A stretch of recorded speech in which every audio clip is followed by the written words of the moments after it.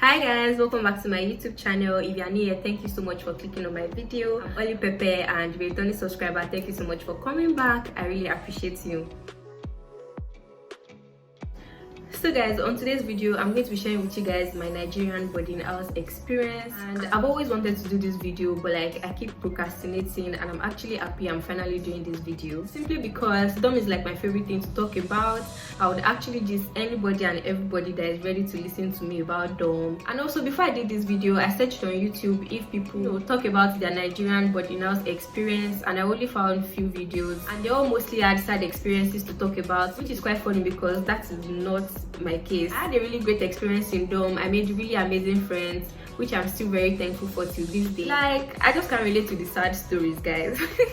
But anyways, I wrote down points so that I won't be rambling too much, so I'll just be addressing each point as I go on. And also quickly guys, I'm going to be giving a bit of a background story before I actually start, just so you guys can understand where I'm coming from. I was not always a boarder in secondary school. I was only a boarder in my senior year, which I believe is probably why I had such a good experience, because I didn't have to deal with seniors bullying. I went to dorm in SS2 during extension, and I also went back to dorm in SS3. Yeah, I wrote my WAEC in dorm.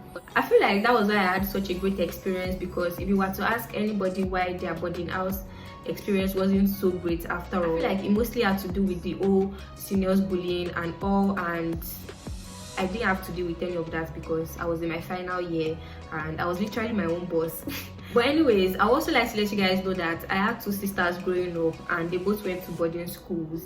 I was the only one because I'm the last born, and they didn't attend my school. We didn't go to the same school though. They both went to different schools, and I went to a totally different school. I was the only one that was a day student, and I hated it because I've always wanted to go to dorm, because my sisters would come back from school and they will have so much interesting stories to talk about, and I would just be looking, and it was always very sad, very sad. So trust me guys, when I actually brought up the idea to my mom then in SS2 that mom, I would actually to be a boarder, and she actually agreed, I was so shook. I was so surprised, what? I'm mad. So anyways, now to the points that I wrote down. I'm just basically going to be addressing each point as I go on, just so I won't be rambling so much. Guys, my arrival in dorm, guys, I was so nervous of what to expect from these girls when I actually get to dorm, because before I actually became a boarder, I was not always their friends. I was not that close to boarder girls. I'm going to be referring to them as a whole, boarder girls, because that's what we call each other actually, boarder girls, boarder boys, and day students. You guys understand? So I was not friends with most boarder girls, all of them, because I was not friends with all of them, so I was quite scared of what to expect. I don't even know, it was almost as if they were going to bite me. But trust me guys, those girls actually bite. I'm not even going to. Oh, just kidding, okay, just kidding. But when I got to dorm, they were so welcoming, they were so nice. I can't even remember that when my mom actually pulled up in front of the hostel, these girls were actually screaming at my arrival. I was so confused. I can remember very well. My now best friend, she was literally screaming and jumping up and down. She was shouting my name. I'm what? I'm okay, this was not the reaction I was expecting, but we move. And being a day student, I was never able to enter dorm. I never had the chance to enter dorm until I became a boarder. So I will always wonder, I've always wondered, what was it like to be inside that hostel? I was just always very curious, what it felt like, how the inside looks like, and all. When I finally got the chance to enter, my first initial reaction was just okay, so this is the almighty girls dorm. Guys, for those who don't understand how Nigerian boarding schools work, there is this particular, there's a general uniform for boarders to wear, and there are several kinds of materials that different schools use, and the material that my school uses is a very plain blue material. So that's what girls have to wear, just a plain blue dress, and the guys have to wear same blue material as their shirts, and a different grayish kind of material as their trousers. So that was how our boarding house uniform outfit was So I can remember the first time I had to wear my blue, guys. I held that outfit with so much esteem. Even though it later became useless to me, but like for the first time I was just like, wow, I'm actually going to be wearing blue. And when I actually stepped out of bed, I had to appear in school area in my blue. I was like so shy. I don't know, I was just very shy because everybody kept saying, wow, you're not a border, you're not a border. And even teachers were like, you're not a border. And I'm like, yes, as you can see, because obviously I won't be wearing this if I was a day student. But anyways, I was just like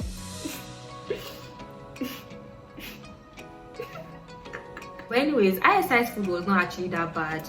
Like, that is one thing that was very common among like boarding schools. The food, everybody always complains that the food is always bad or something. They always have something really bad to say. But like, I won't say ISI's food was like really good like that, but I won't say it was like terrible. It was obviously not the quality of what your mother would feed you at home, because you know they had to like cook for like a lot of people. The food was not that good like that. And I know for sure, like, let me give you guys some examples that are really funny about ISI's food here. I can remember Monday mornings, I think we had to eat bread and fish stew. And you guys, this is supposed to be fish stew, and trust me guys, you will see no physical fish in your stew. And all you had to prove for the fact that you are eating fish stew was just the fish skin and bones. You guys, I'm not making this up. Like, I know I've never seen fish in anybody's stew before. I just used to see fish skin and the fish bone inside the stew, and the smell exactly. You can smell it that okay, it's actually fish stew, but you can never actually see fish in it.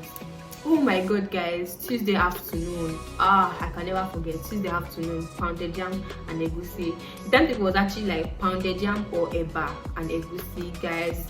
I'm not even joking. That was one food that I knew that those women were actually like very consistent with.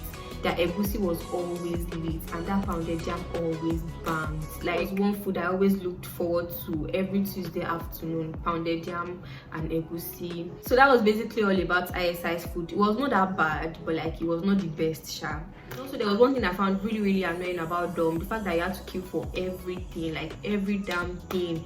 Like, you can never just have immediate and first-hand access to anything unless you're like the first person to get there. Do you guys get? The fact that you always have to queue for anything, and by the time you even think you're the first person to get there, they're telling you that, oh, 2 persons after me, and when you go and meet that person, after you, I'm done. The person is like 5 people are already after me. I'm like, what?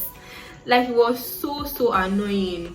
Starting from the fact that you have to like boil water to have your bath, because I don't know, Dom was just always extraordinarily cold. I don't even understand. I remember waking up so early just to be able to boil water to have my bath, and by the time I get there, I'll meet queue. Like, the funny thing is, you will not actually like meet the people there.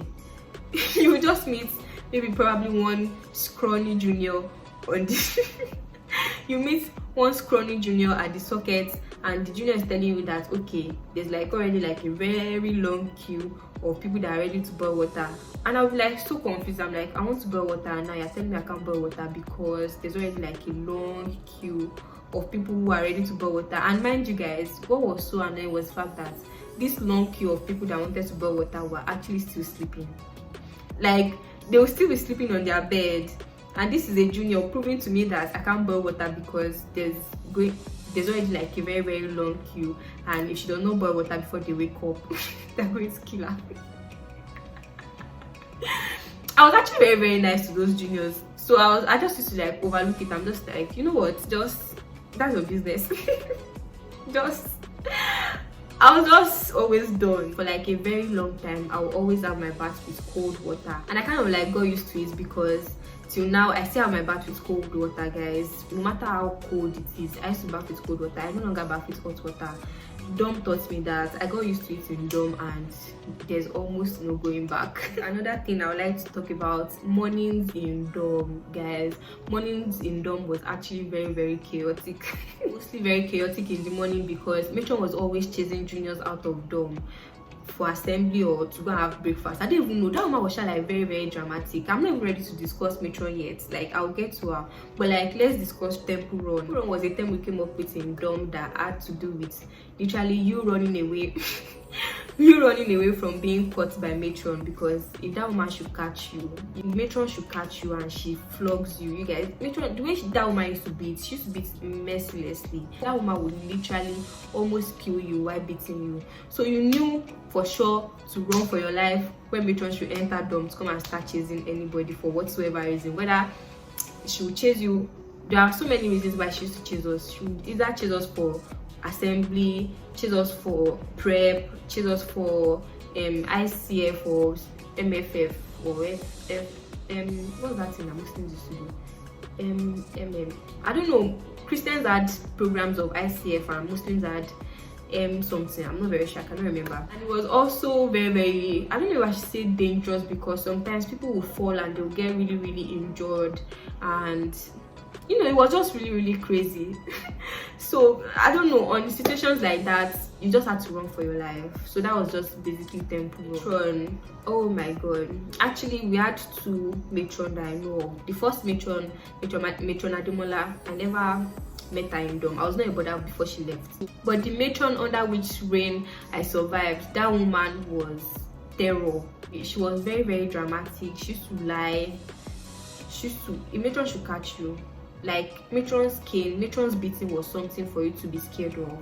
That woman will literally flog you as if, you know, she's trying to kill you. That woman was not even nice at all. Like, I cannot even describe her as nice. I don't even think I have any good qualities to even use to describe her. I actually made sure that woman didn't flog me until I left school, and I was very, very happy. And I consider myself very, very lucky that I was not a victim of her beating, because that woman was, I don't want to use the word, let me just say she was dangerous.